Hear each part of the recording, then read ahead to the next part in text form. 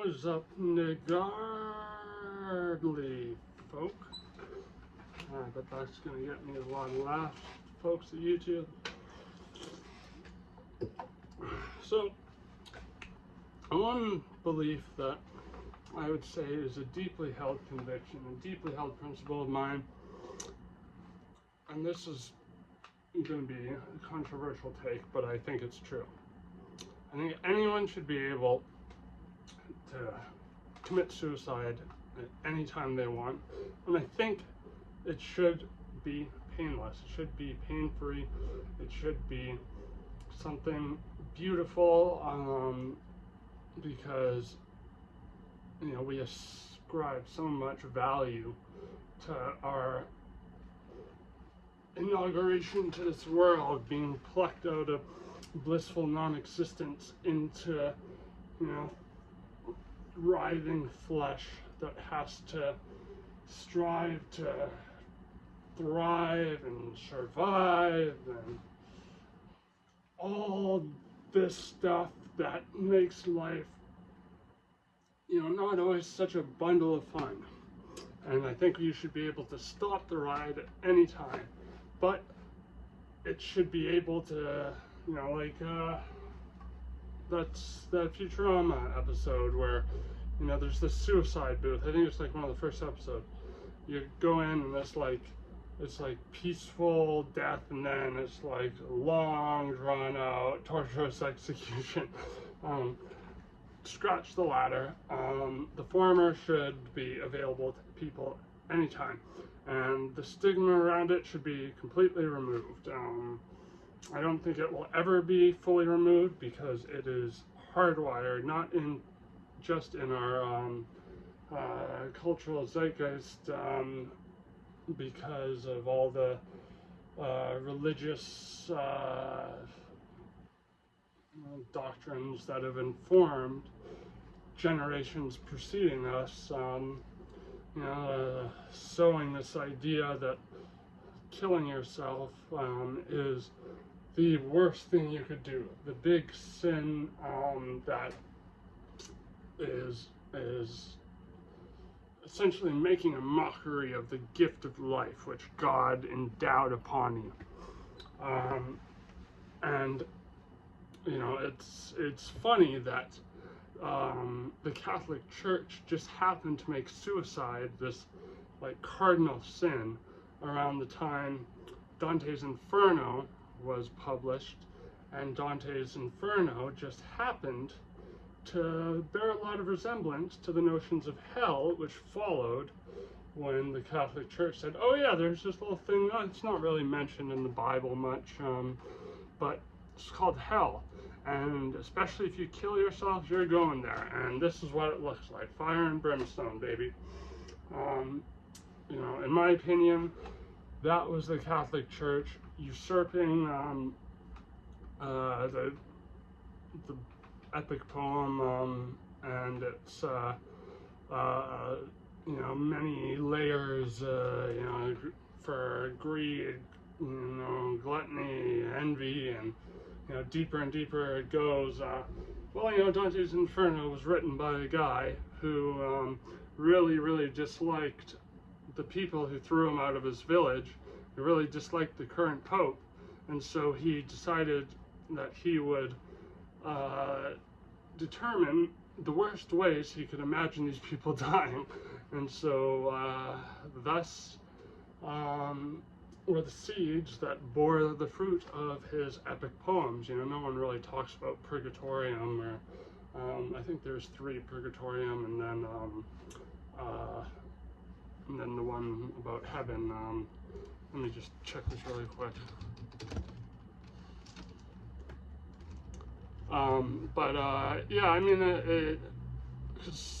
If suicide is, okay, let me put it this way. You are, in the Middle Ages, living as a farmer, amongst plague, amongst, monarchs, you're having to grow your own food, essentially living like an indentured, well, you're living as an indentured servant, you know, basically slavery. And if you, you know, kill yourself, you just go to heaven. Kingdom of heaven is waiting for you when you die. You know, you also see the same thing amongst, you know, Palestinian children. Like there's a great Nick Crowley video on this Palestinian TV network, which broadcasted this children's show that was trying to teach kids that it's a good thing to be a martyr. And, you know, as much as I abhor the caliphate state, as much as I abhor Islamic fundamentalism, you know, like a friend, you know, it's been a while since I've seen him, but he's from Iran, and he relayed some like fucking unfathomably brutal stuff that they do to people there, in those caliphate states, basically. But you know, they get people so eager about martyrdom in Palestine because, you know, you live in hell essentially there. You know, you're being carpet bombed day in, day out by the fucking IDF. You got nothing to look forward to in life, so of course, if you know, martyr yourself and you get to go fucking with the 72 virgins or whatever, hell yeah, fucking better than, you know, like, hoping my water's gonna be fucking running today and not turned off by the Israelis. You know, religion has programmed very specific ideas about death in us that really reflect the level of, you know, say like Maslow's hierarchy type fundamentals we need to survive and to be sane, stable, and to have a you know, an idealistic view of the future or whatever, or lack thereof. You know, you need housing, stable housing. It's not just a roof over a chaotic environment.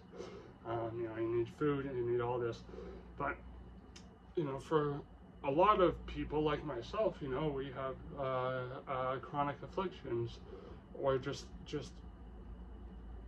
for one reason or another, our life is being made askew, and there's no way we can get back on track.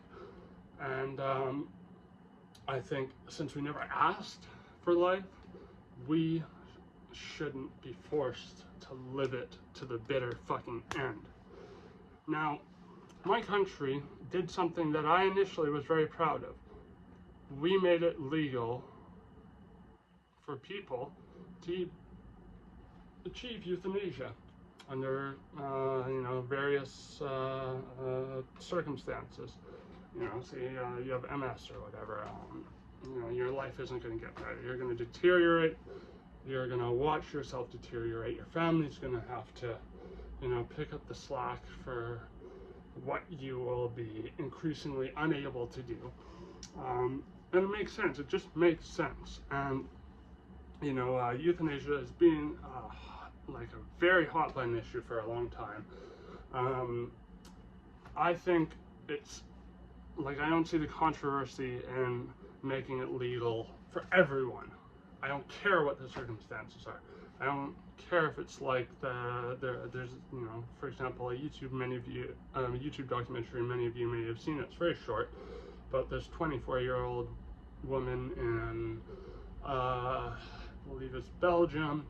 She had very bad depression, and she was euthanizing herself. And I remember the comments were incredibly divided, but most of the comments skewed towards she shouldn't be doing this, she should be giving her life another chance, she's not dying, she's not terminally ill, she doesn't need euthanasia. You know what? It's not your decision to make, it's not your fucking life. I think it's as simple as that. I don't know why that's so fucking hard to swallow for people. I think, you know, the pro-life movement has a lot to do with that. And, you know, I was proud of my country for introducing MAID, which is essentially a cocktail of drugs that will kill you. And it's administered by a nurse, you know, a maid. But once I looked at the cocktail of drugs, I completely recanted that pride, because there's a lot about MAID which I think is very wrong, and that I think really needs to be worked on. I actually think the improvement that will rectify the issues I'm about to explain is very, very, very simple. Because we've gone through this before in the West, and I'll tell you why. And this will either blow your mind or it won't. If it doesn't, that's too bad, because I think this is a serious issue. So the cocktail of drugs for MAID is essentially this: midazolam. Midazolam's powerful benzodiazepine. They typically will give it to you when you're undergoing something that requires like twilight sleep, you know, aka you need to be somewhat awake, somewhat aware. So like, you know, if you're doing a colonoscopy or something like that. Propofol is the next drug. It's similar, it's the drug that killed Michael Jackson. It's also a powerful benzodiazepine, and it's used a lot in anesthesia. Like when I did my colonoscopy, and when I did this other test, I don't know what it was called, but it was very painful. They administered propofol and fentanyl.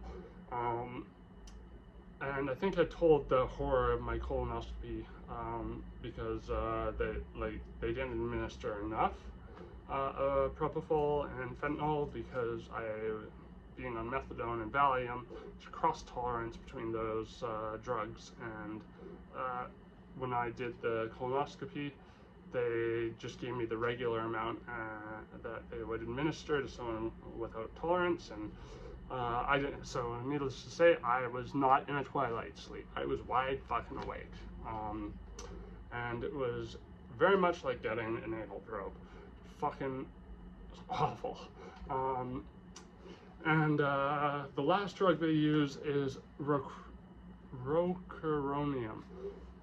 Now this is where my will to deplore this method of euthanasia comes from. This drug, which, as the description says, paralyzes the muscles in the body. If the patient hasn't stopped breathing, they will now stop breathing. Once the body shuts down, the organs can no longer receive oxygen, and one by one the organs will shut down until the heart finally stops beating and the patient dies. Why do I have such displeasure with this? Like I said, we've been through this before as a species in the West. Recently too. How? A little thing called lethal injection. You know, that capital punishment, that like big fucking, you really fucked up, you know, you probably had to murder at least one person to get this. You know, back in the day, maybe they killed people with, you know, lethal penalties, death penalties essentially, for, you know, stuff that wasn't murder. Like the guy who died in the gas chamber last, and led to the phasing out of gas chambers. He was a prolific child molester and rapist, and I don't believe he killed anyone, but he raped a ton of children. In my mind, he deserves to die, and he did die.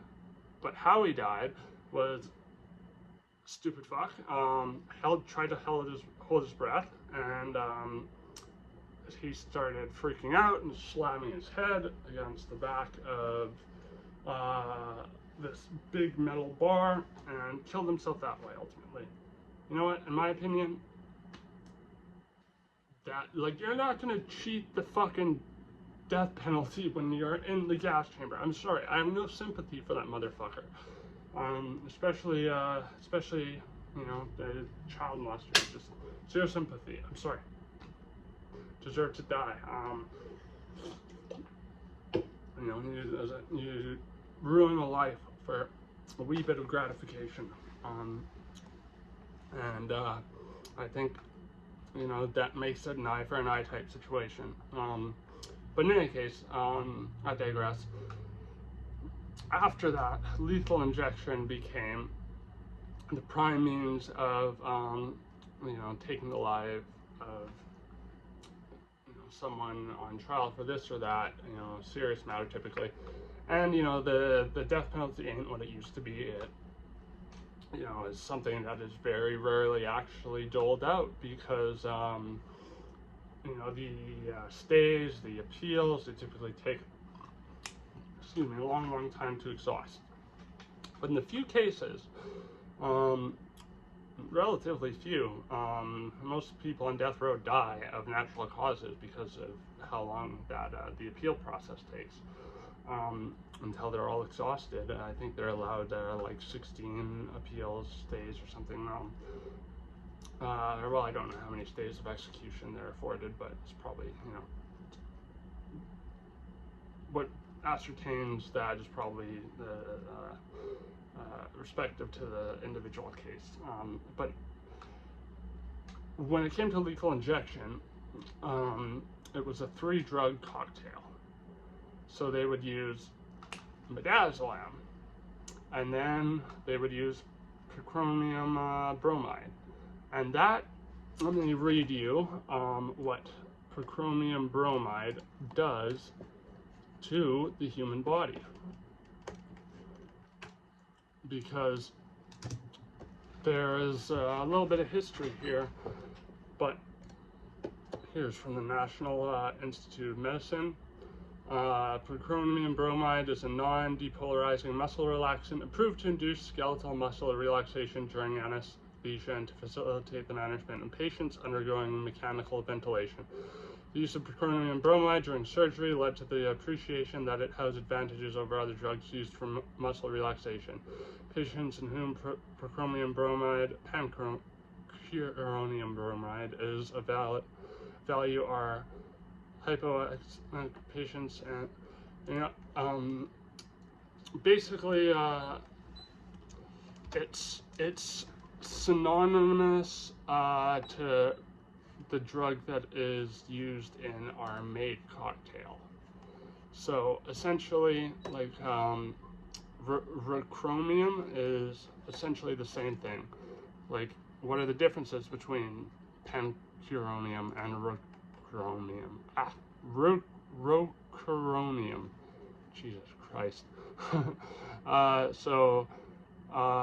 Pancuronium is a potent neuromuscular blocking drug with disadvantages of slow onset of action and ganglion blockade, resulting in tachycardia and hypertension. I'll get into that in a sec. However, it is one of the least expensive muscle relaxants available. Rocuronium, which is essentially the one that is used in MAID. It's a muscle relaxant with rapid onset of action. So, you know, maybe there is like a faster onset of action with the one that is used in MAID as opposed to the one in lethal injections. But let me tell you a little story about what happened with lethal injections. As some of you may know, if you are well versed in the history of the death penalty, after lethal injections became essentially the norm for most states that approved lethal or approved the death penalty, there were a lot of very shocking cases that came out of the few prisoners that actually got to the lethal injection point, and didn't just die on death row from natural causes. And in a lot of cases, they were using, I believe, like sodium pentothal or barbiturate before midazolam. I think sometimes they would use both, but I think some states used seconal or secobarbital. Basically, very strong barbiturates. Barbiturates are basically benzos on steroids. You ever seen Valley of the Dolls? One of the dolls takes uppers, the other takes downers, and the one taking the downer, she's taking seconal. Seconal is one of the most toxic drugs, and thus makes it a very prime candidate for stuff like euthanasia.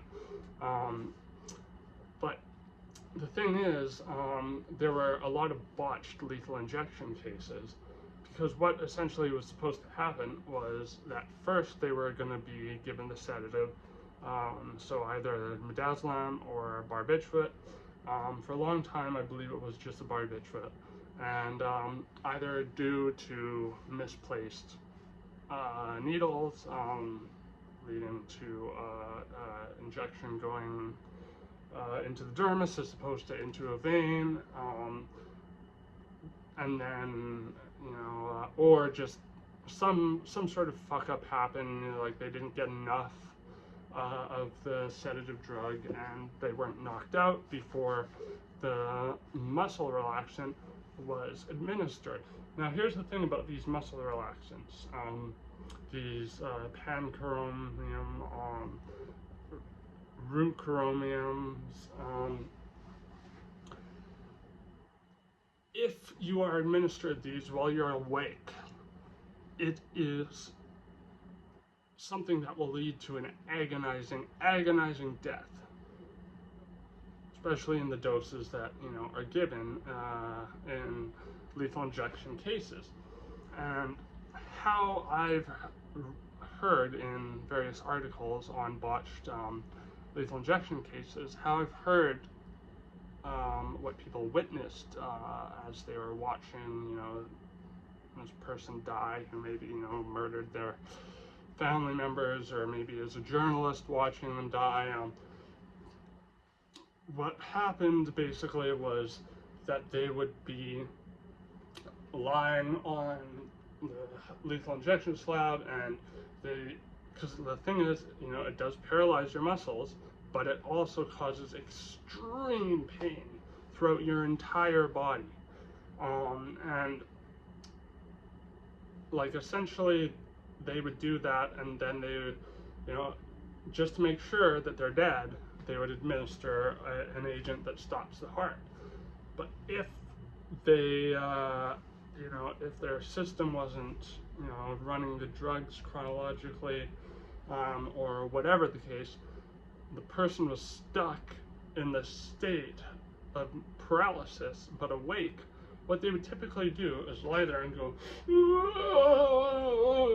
and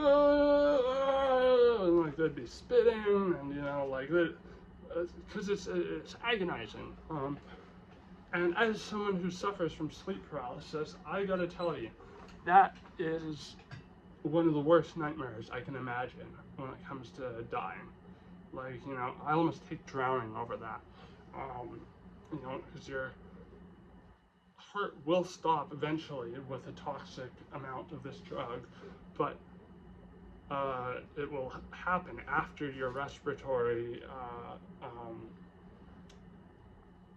your respiratory system is depressed to the point where you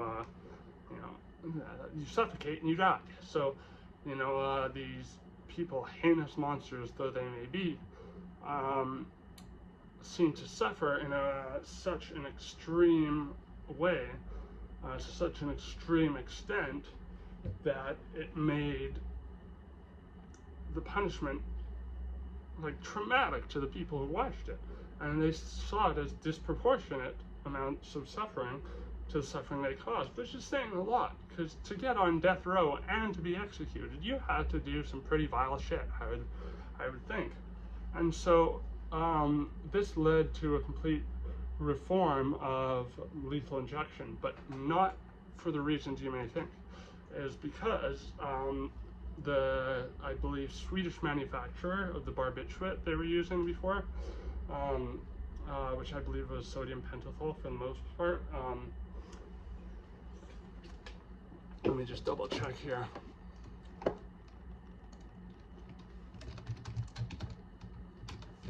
Let's see what they were using in the 80s.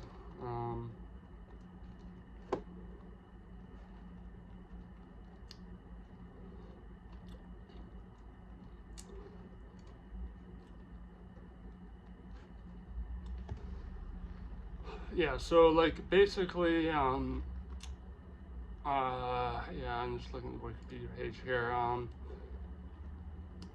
Like it was talking about how in 1977 Oklahoma became the first U.S. state to approve lethal injection, and this would have been not long after the gas chamber was phased out. And so since then, until 2004, 37 of the 38 states using capital punishments introduced lethal injection statutes, the last state, Nebraska, maintaining electrocution as its single method until adopting injection in 2009. Oh, going hard, fucking Nebraska. Jeez. And hey, in my opinion, some people deserve the electric chair. Because, you know, like, I may be for opting out of this life if you choose to do so, but I think the worst thing you could do in this life is to use your gift of, you know, animation, vitality, living, breathing, being able to see tomorrow, and so forth, so on and so forth, is to use your faculties to take the life of someone else, or like I said, you know, similarly to traumatize someone to the point where they can't live a happy life. Yeah, so the Chapman protocol is what they were using in the States to begin with.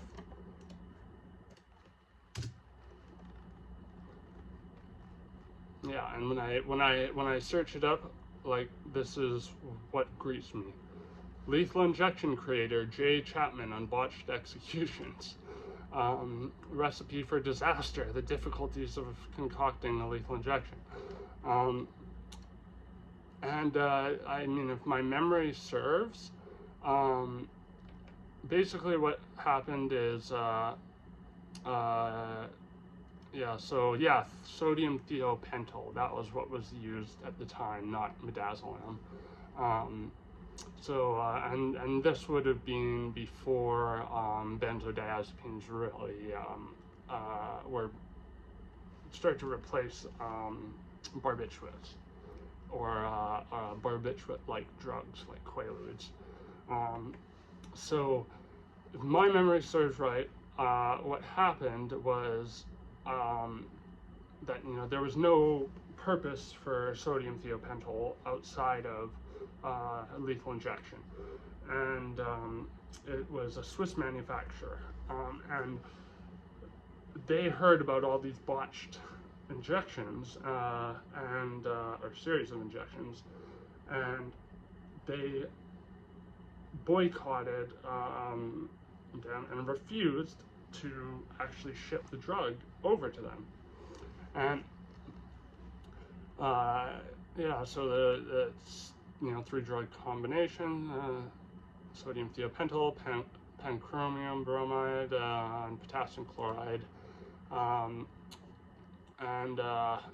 this is Chapman, the guy talking about this protocol. That was a blip, a very minor blip on the work that I did, he says. In the last few years, the drug combination is slowly combusted, in parts because it's difficult for states to get their hands on those drugs. Many prisons are now experimenting with new drugs and new drug combinations while turning up to unregulated compounding pharmacies to obtain them. Now, as far as I can remember,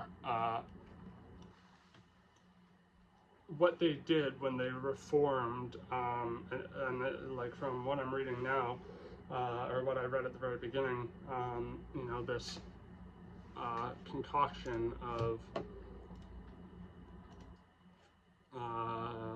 panchromium bromide, midazolam, and then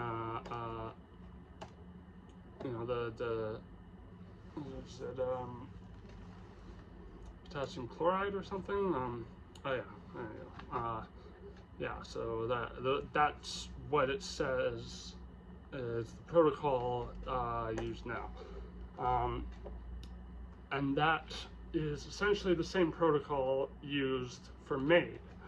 And I recall that, and it says right here, what I'm about to recall. So 14 states have used phenobarbital, or pentobarbital, in executions, because that's really all you need. You don't need to have this triple whammy, and it's gotta fucking make sure they're dead type concoction. You just need an overdose of a barbiturate.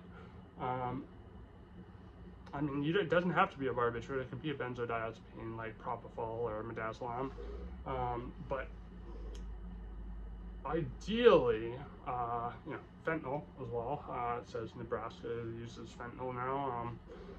Ideally, though, a barbiturate. I don't know if you've ever seen, and if you haven't, I highly recommend checking it out.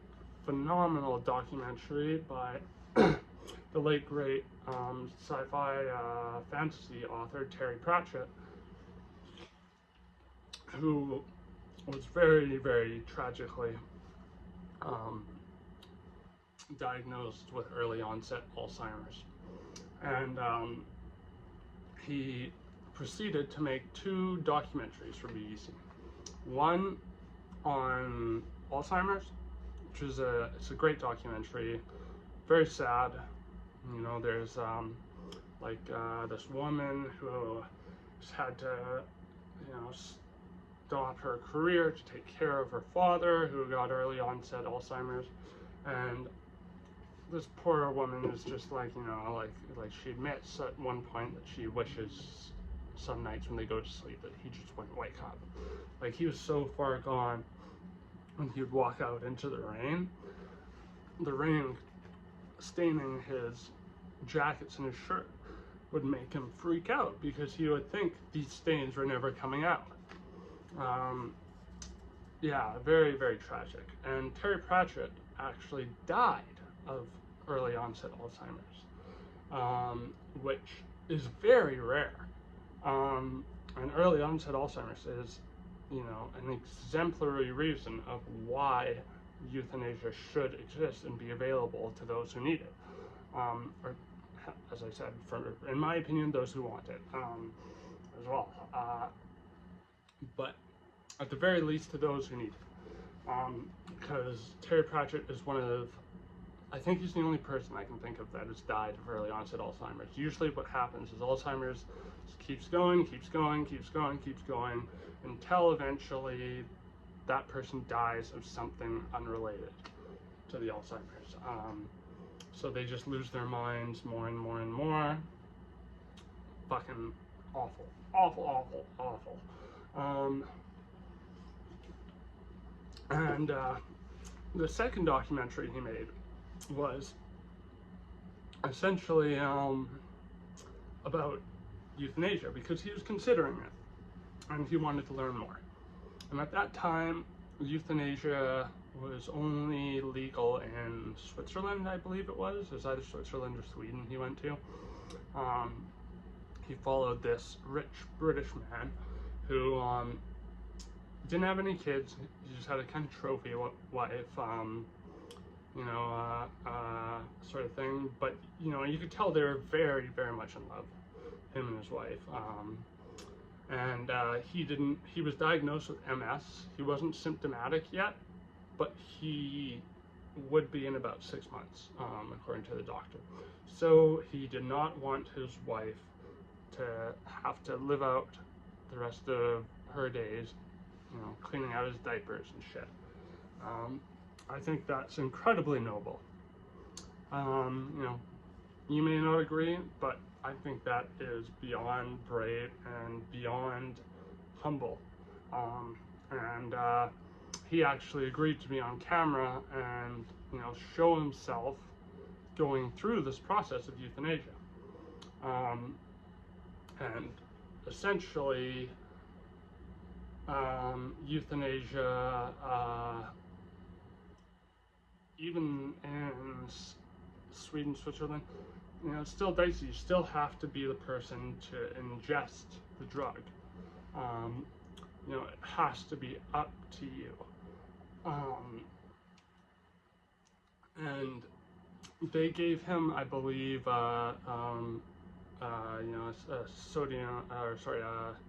Seconal, which is secobarbital, I believe. And as I said, highly, highly toxic. They're, used to be referred to as Reds. And he was given a whopping fucking, secobarbital. He was given a whopping 10 grams. And it was in like a little shot glass. And the woman was like, you, blah, blah, blah, are you sure you want to take this? And he's like, yes, I'm sure. And so he takes the drug, he goes, oh, God, that certainly doesn't taste nice. And eats chocolate to get the taste away, and, his wife is rubbing his hands, and he comments on how nice that is and how calming it is, and how much he loves her, and that, he wishes her a happy life. It was, I remember I was tearing up. I was like Terry Pratchett standing there watching this go down. I was, crying and like, oh my God, it was just so powerful. And it was like such an incredibly brave man having, what I can only imagine has got to be one of the most beautiful ways to leave this planet, surrounded, he wasn't surrounded by family, it was just him and his wife, but, he was with Terry, and he complimented Terry, and he complimented the woman who was helping assist him, and very, very quickly, he starts kind of like going like, and then just falls deep asleep, like snoring unnaturally loud, and like I thought he was dying, right then and there in that very moment. I thought they were showing him dying right there, because it seemed like he even let out what sounded like a death rattle, but they didn't show him die on camera, of course, in a BBC documentary. But it showed, the reactions of everyone, and how he was a brave and dignified man, for doing what he was doing for the right reasons. And this is where the rubber meets the road when it comes to my argument against MAID. Why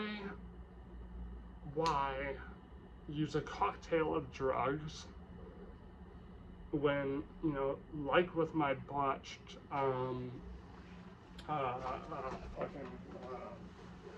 colonoscopy, because I was already on drugs, for, my myriad of disorders, like there's so much that can go wrong. If you're already on benzodiazepines, you may not be put to sleep by the midazolam and the propofol. And while there is cross-tolerance between benzodiazepines and barbiturates far outweigh benzos in terms of the potency, unless you're talking about, I think, phenobarbital is like the one exception to that. It's fairly weak, far weaker than all the other barbiturates that are out there. But if you give someone 10 grams of Seconal, it's going to kill them no matter what.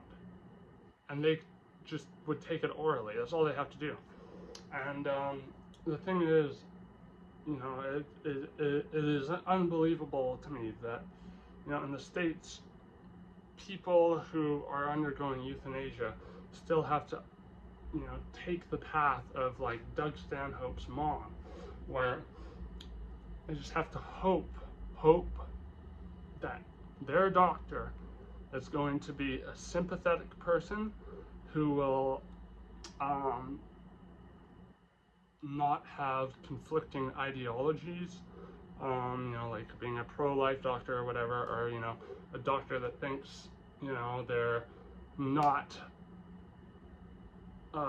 upholding their oath of do no harm by helping someone exit from a life that is in shambles and that cannot be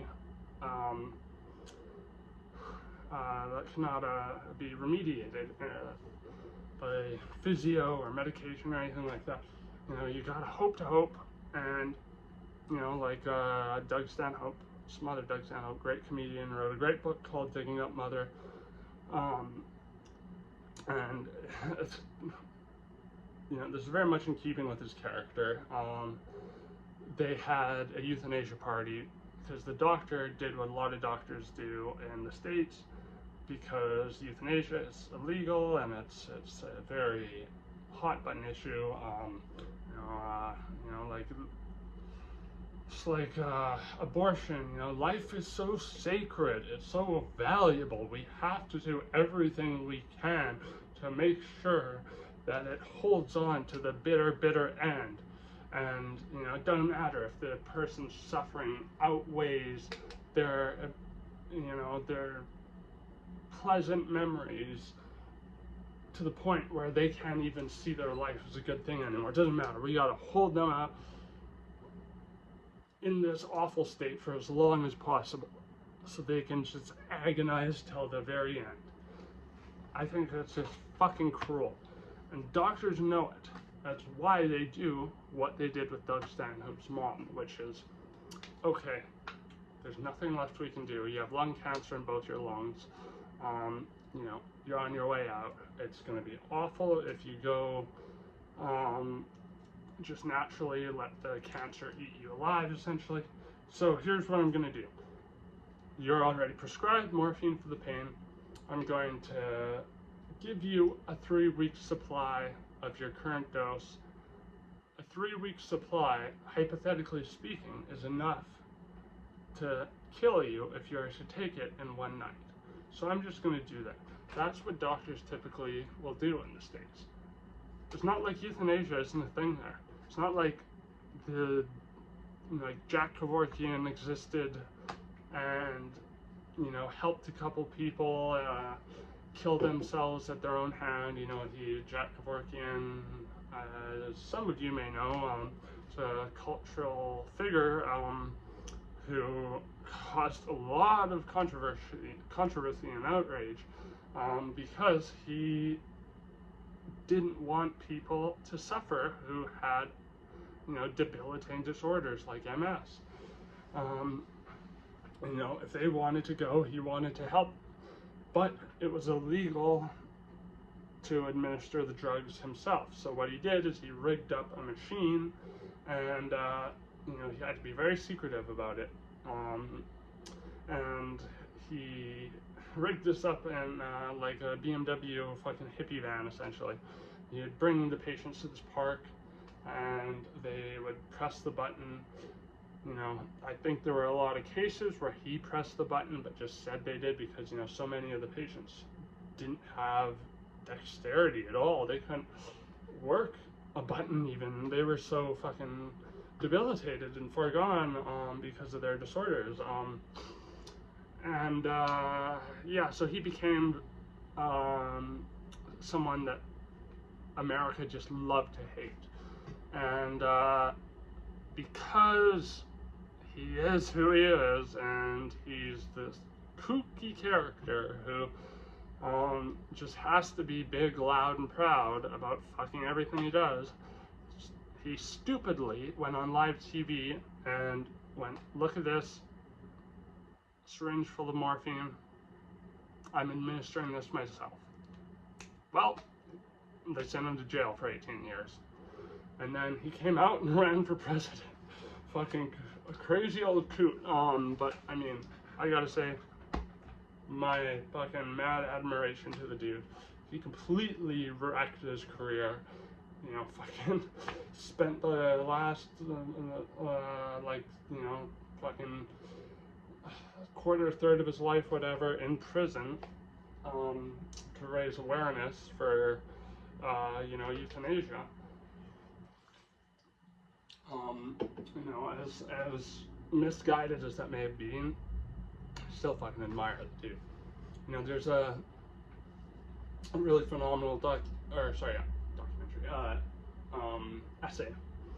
It was written a long time ago, called "They Shoot Horses, Don't They?"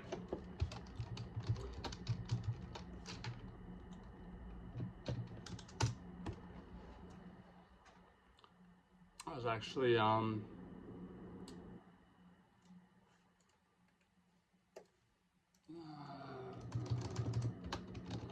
since there's a book by the same name.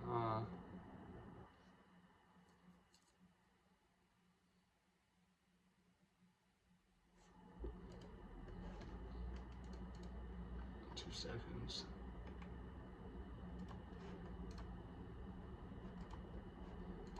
I mean, in any case, it was this essay written by a surgeon, and they essentially were working in an old folks' home, and they had this old lady in there who was like in her 90s, which, you know, this you know, this was a long time ago, and so yeah, like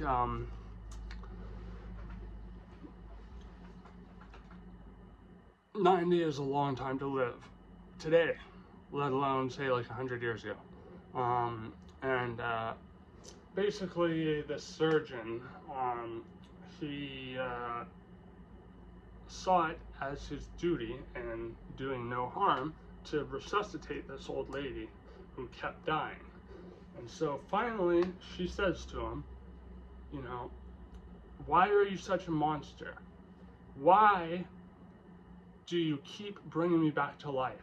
I am in tremendous pain and I want to go. I just want to go. Let me go. And then it occurred to him that maybe, like a horse that had broken its leg in the middle of nowhere, would be better off put out of its misery. You know, like a bird that my cat caught and mauled so badly that it could barely move.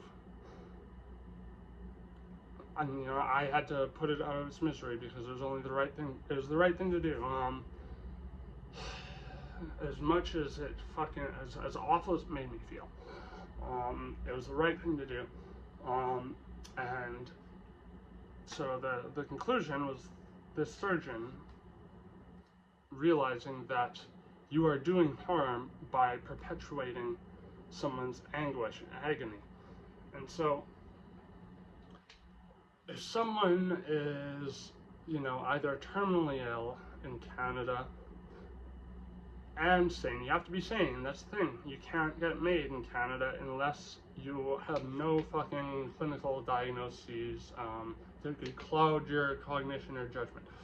I think that shouldn't matter. I think, again, I think anyone should be able to take an overdose of barbiturates anytime they want. I think that's how it should be done. Simple. You don't need all these other drugs that, can lead to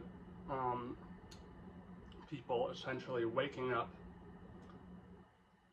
or just not going to sleep at all after the midazolam and the propofol, and going through terrible agony in the last moments of their life. And they're not criminals. They murdered no one. They didn't end up, on death row. These are normal people who are terminally ill or have something like Huntington's that has made them suffer for probably most of their lives.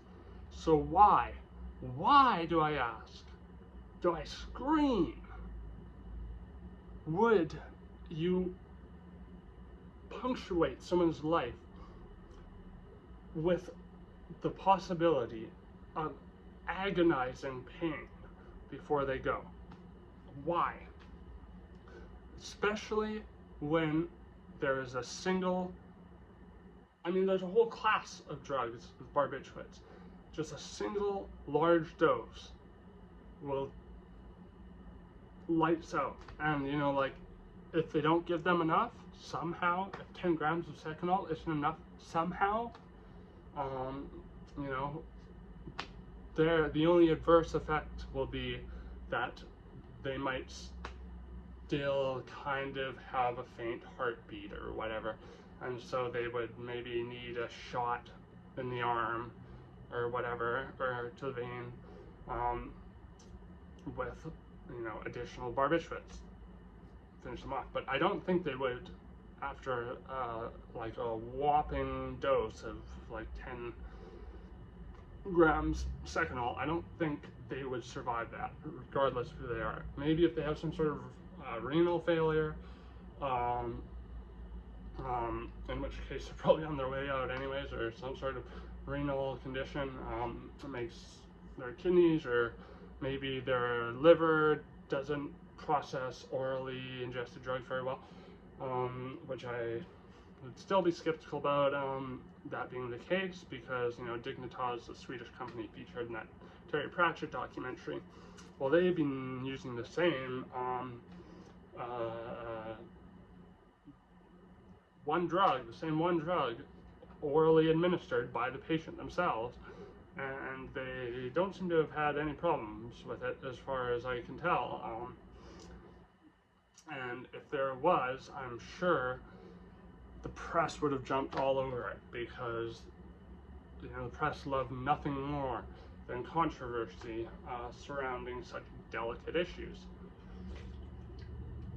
even if it's at the expense of potential patients. And so yeah, that's my main gripe with MAID. I think we're on the right track, but I did some research before this, and there have been far too many cases of the nurses having to break out a second kit because the first one didn't work, which means that poor patient is like that death row inmate lying on a slab, screaming through gritted teeth, because that painful paralytic agent is coursing through them, and it is killing them, and they're feeling every ounce of pain through their entire body. And so they just have to hope the second kit does it. And I think that is awful. Like, I could only imagine how nightmarish it would be for a family surrounding their loved one who is going on to the next beyond, the beyond the pale, the whatever lies after this mortal coil, if anything at all.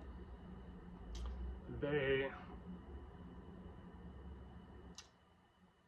Because, you know, like, I see the most ideal death as being surrounded by loved ones, taking the drug either yourself or administered by someone else. I personally, you know, like I said, I see why the church came up with the notion of suicide. It was to keep people, you know, back then plowing the fucking fields of their monarchs, and, you know, working fucking sweat, blood, tears until the fucking bitter end, hoping they can get into the kingdom of heaven, because it would be too easy to opt out otherwise. I see that, and I have like really no scruples in my mind about, you know, taking my life if I had to, if it came to that. I almost see that as a redemption of death. And what I mean by that is, it's like you are taking this massive force that controls so much of our life way before we are even considering you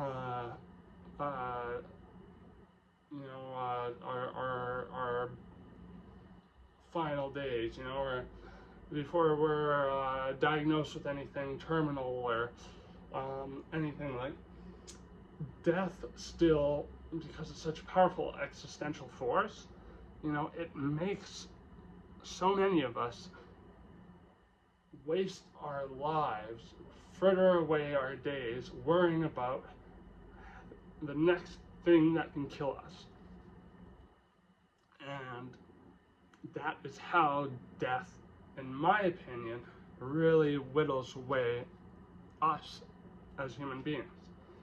But if you were to come to the conclusion that, you know, if worse comes to worse, I can just do it myself, and, you know, ideally be surrounded by family, go out peacefully without pain, which is what a barbiturate overdose would do. Like, you know, you just, it's like you wouldn't remember it. You just kind of go to sleep, and, you know, it's just like a blackout, essentially, and then you're gone. That is taking the reins from death, in my opinion. That's taking the reins from death, and that is, you know, making it your bitch, in a sense. You are seizing the reins, and you are hijacking this force that wants to hijack your life. You're going, no, this is my fucking choice. And I think that's fucking beautiful, and I think that's brave, and I think that's noble, and I think to have that on the shelf as a possibility, knowing that you can do it in a safe way, that's not going to result in complications, it would answer so many of the problems in this world, so many of the problems that in one way or another you can trace back to our fear of death. And so by doing that, I think that's a beautiful thing for us as a species. But when there are so many questions around, you know, this roulette of, will it work? Will I suffer on the way out?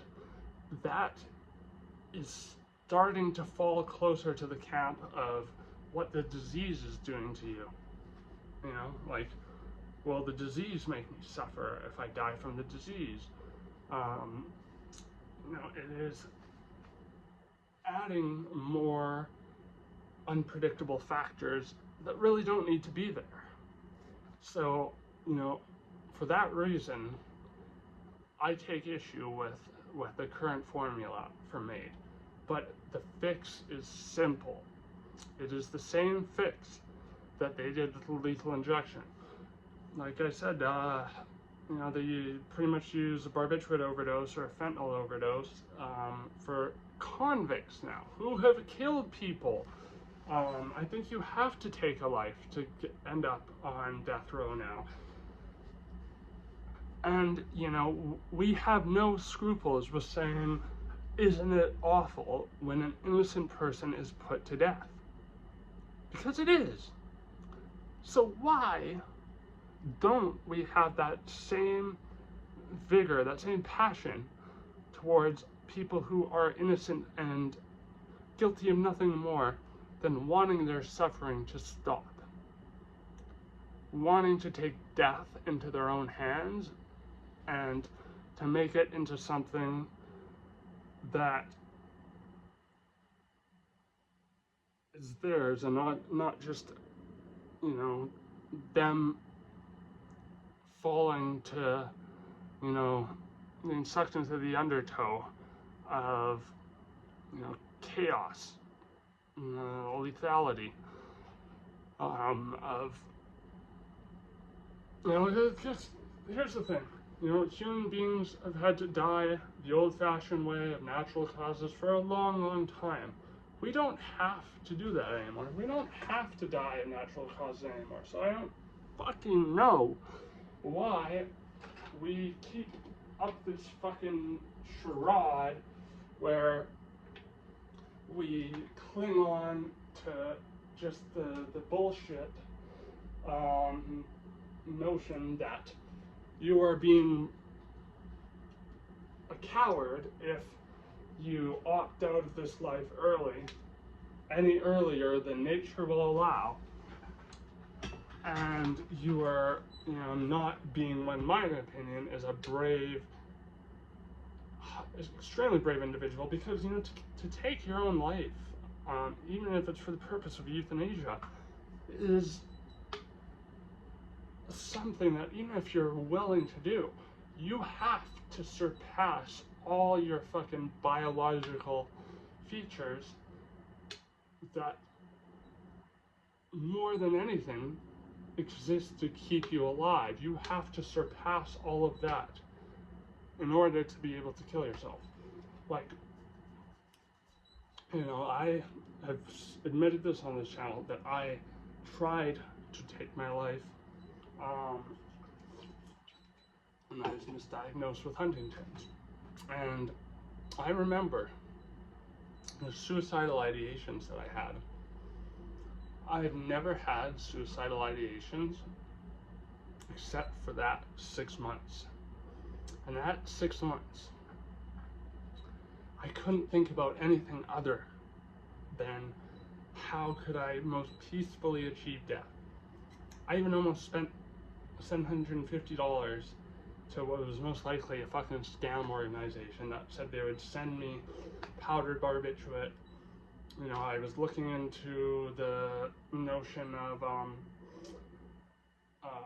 the nitrogen gas, which has been tried in I think one case where someone was about to, you know, pay for their crimes and experience the death penalty, and so they were doing this nitrogen method of putting essentially a bag over their head and filling it with nitrogen, and this person did the same thing that a lot of people do in the gas chamber. They tried to hold their breath, even though this is not a painful way to go like cyanide. You know, this is like in Australia, there's a company that produces nitrogen, and they, under the guise of a brewery, they sell it to people, and they go with them, show them how to, you know, like, hypothetically, if you want to die, you put the bag over your head and you turn on the tank and you have it running through with a tube up into the bag, and you breathe in really deeply and you'll black out, and you just keep that on. But, like, for people to have to resort to that, I think it's awful. I think that's awful. And I remember reading some of the reports of people who tried that. Like, one person was like, I did it, I took the big breath, and I blacked out, and I woke up, the bag was across the room, and there I puked blood all over the place, and I definitely wasn't dead. I'm here typing this, you know, like, it's, you know, like it's hard to take a human life because, or just a life in general, because life is, as I said, so deeply hardwired to thwart death, to do everything it can to thwart death at every turn. But a barbiturate overdose will end it, and you know, the only thing you may feel is a nice little high before you go to sleep. Like I saw a documentary of a guy who's diagnosed with AIDS, and doctor did the same thing basically, and it was Stanhope's mom. You know, okay, this is a prescription for Seconal. I'm giving it to you for anxiety around your death, and if you were to hypothetically take this whole bottle, you will die. You know, so they're directing them in a roundabout way that gets them around the law. And this guy overdosed, surrounded by all his friends and family, and it was like, just, yeah, like, it, I can't imagine a situation, you know, that, given the fact that you gotta die and all that, which is, you know, pretty much the worst thing that can happen to you, it went as well as it possibly could. I can't imagine it getting any better than that. And, you know, I hope it doesn't sound like I'm fetishizing death or anything, or fetishizing fucking overdoses, because I'm not. I'm not. You know, I'm a pessimist. I don't have a whole lot of, you know, optimal views when it comes to life being such a great thing. I don't see life as having this immense amount of value to it, but I still have a heart. And, you know, I still will want to do everything I can not to hurt someone. You know, before I have to hurt someone, say it's a self-defense situation or what have you. I don't want other people to hurt. I don't want other people to suffer unnecessarily, especially if they are just someone looking to, you know, end crippling levels of suffering that they have been experiencing for Lord knows how long. And I think it's a damn shame that Canada keeps deferring the availability of MAID to people with mental health issues. But again, if I was to take my own life, I don't think I would choose MAID.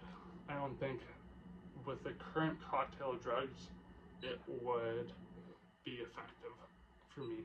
You know, I have been on one benzodiazepine or another for a long time. I don't want to take the risk that my cross tolerance to the benzodiazepines they administer will lead to me experiencing suffering that is unimaginable with the recromium, I think I'm pronouncing it right, I don't know. In any case, I don't think people seeking euthanasia should have to be treated like fucking death row inmates. It's as simple as that.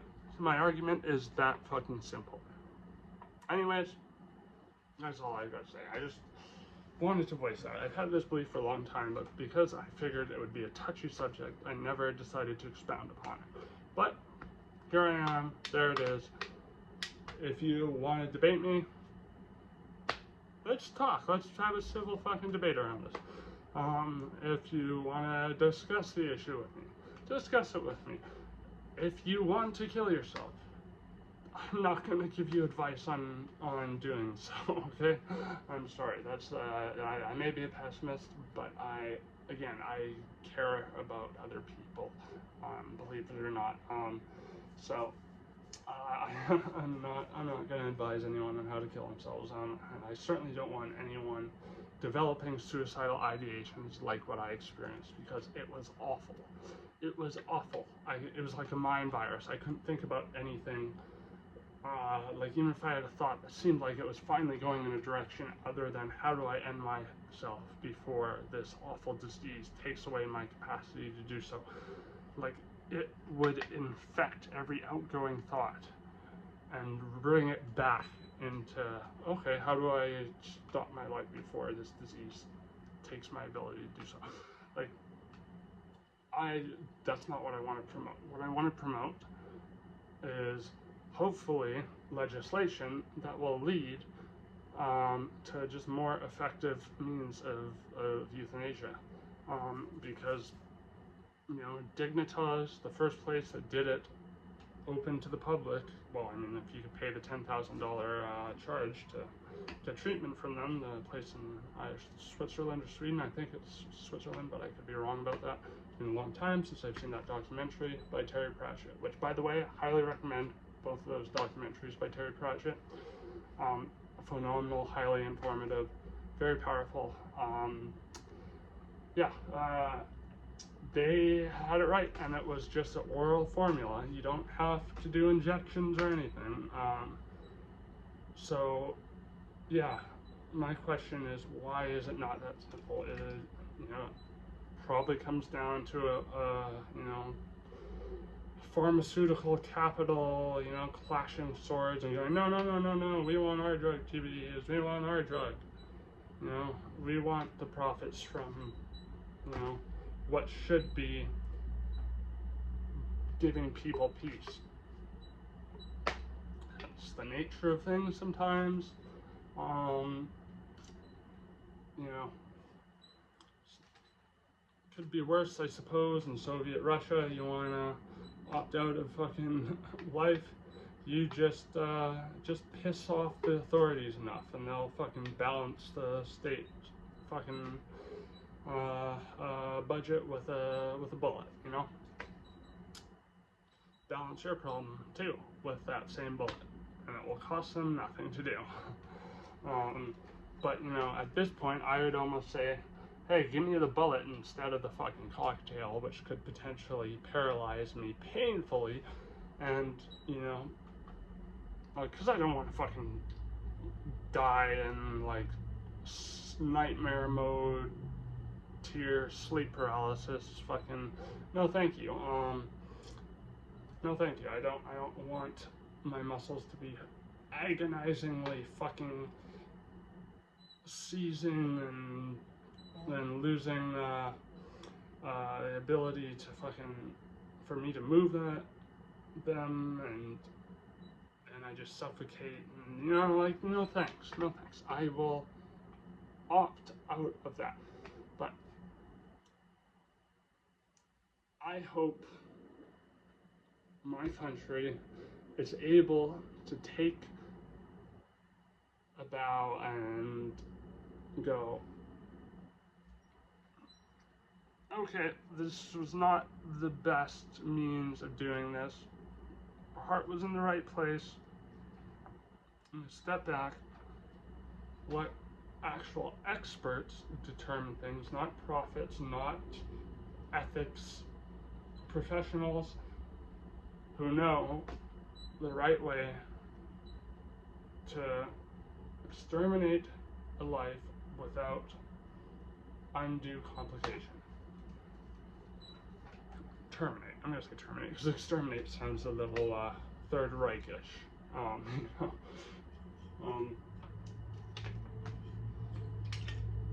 Anyways, yeah, that's it. I'm just fucking babbling now. But I wanted to get this out to you. So tell me what you think.